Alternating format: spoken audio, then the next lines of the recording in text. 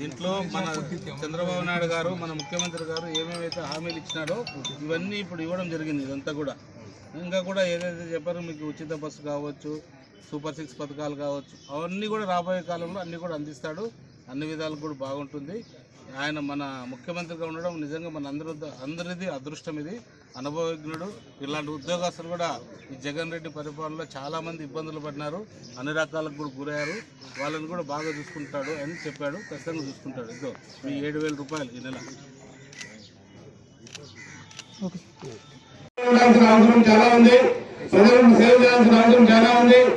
ఒకటే గుర్తుపెట్టుకోవాలి, ఈ ఏదైతే మనం విషయాన్ని ఇచ్చారో ఈ ప్రజలు మనం చాలా బాధ్యతగా వహించాలి. ఎంత బాధ్యత అంటే ప్రజల్లో మమేకమై ప్రజలకున్న సమస్యలన్నీ కూడా తీర్చాల్సిన బాధ్యత మనందరిపైన ఉంది.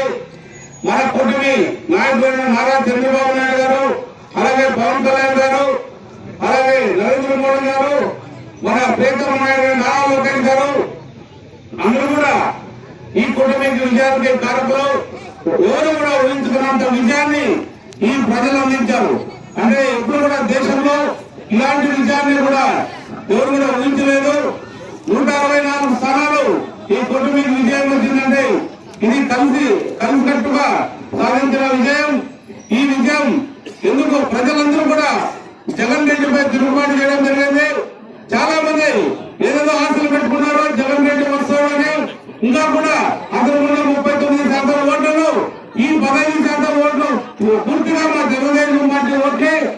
ఎందుకంటే అందరూ కూడా అవతారాలను కూడా బెదిరించి మీకు పెన్షన్ రావు, మీకు అమ్మఒడి రాదు, అది రాదు, ఇది రాదు అని ఎన్నికల్లో కూర్చొని వాళ్ళ ఇంటి స్టిక్కర్లు అతికించి రకరకాలుగా బ్రహ్మాండం చేసిన ఆ శాతం 15% ఓట్లు మా ఓట్లు, మా తెలుగుదేశం పార్టీ, మా కుటుంబీ అప్పటికి సంబంధించిన ఓట్లు. కాబట్టి మనం ఇప్పుడు 57%తో కాదు మన విజయం, మనం 75%తో గెలిచిన విజయంగా భావించాలి. అతనికి 25% ఓట్లు ఉన్నాయి. ఆ 25% కూడా రాబోయే ఈ అభివృద్ధి కార్యక్రమాలు ఎప్పుడైతే చేస్తామో ఆ 25% కూడా మన వైపు వచ్చే పరిస్థితి ఉంటుంది. ఆయన లండన్ నుంచి స్పెషల్ ఫ్లైట్ లో పోతాడు, కానీ ఏ రోజు కూడా ప్రజల కోసం ఉదయం 6 గంటలకు బయటకు వచ్చిన పాపాలు పోలేదు. ఎప్పుడు కూడా ఆయన 6 గంటలకు రాలేదు. అదే నారా చంద్రబాబు నాయుడు కానీ, ఈ రోజు నారా లోకేష్ కానీ, అలాగే మన పవన్ కళ్యాణ్ గారు కానీ, మనమందరూ కూడా ఉదయం 6 గంటలకు వచ్చే ప్రజల సంక్షేమంలో ప్రజలకు ఇవ్వాల్సిన పెన్షన్ కార్యక్రమాలన్నీ కూడా ప్రజల మధ్యలో ఉండే ప్రజలకి ఇస్తున్నామంటే దేశ చరిత్రలో ఒక ముఖ్యమంత్రి పెన్షన్ ఇస్తున్నామంటే ఆయన ప్రజలపై ఉన్న మమకారం, అభిమానం మీరు ఒకసారి గుర్తించుకోవాలి. అక్కడ తెలుసు ప్రజలు చాలా ఇబ్బందుల్లో ఉన్నారు. గడిచిన 5 ఏళ్లలో చాలా వరకు కూడా ఇబ్బందులకు గురయ్యారు. ఏ అభివృద్ధి లేదు, దౌర్జన్యాలు, దోపిడీతో ఈ 5 ఏళ్లు గడిచిపోయింది. ప్రజలందరూ కూడా నా వైపు తీర్పిచ్చారు, నా పైన బరువు బాధ్యతలు పెట్టారు.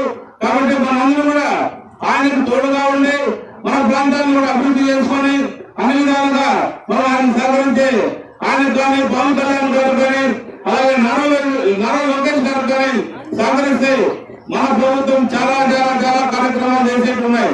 ప్రజలందరూ కూడా చాలా ఆసక్తితో ఉన్నారు. ఎక్కడ ఏ గ్రామాలకు పోయినా మనకు రోడ్లు లేవు, అది లేవు. ఖచ్చితంగా ఇవన్నీ కూడా అన్ని కూడా చంద్రబాబు నాయుడు గారు బాగా తెలుసు. ఆయన ఎలాగా నిధులు తేవాలని తెలుసు. ఆ నిధులన్నీ కూడా మనకి తెచ్చే ఏర్పాటు చేస్తారని ఆశిస్తున్నాం. అలాగే ఏదేమైనా కూడా మన ముందున్న ఛాలెంజ్ భైరవానది ప్రాజెక్ట్.